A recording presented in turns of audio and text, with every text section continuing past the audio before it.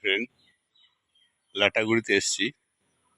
আপনারা দেখতে পাচ্ছেন সামনে কটেজ, তারপর চা বাগান। কটেজের মধ্যে সুন্দর মনোরম দৃশ্য, যেন মনে হয় এখানে সারা জীবন থেকে যাই। খুব সুন্দর এই পরিবেশ।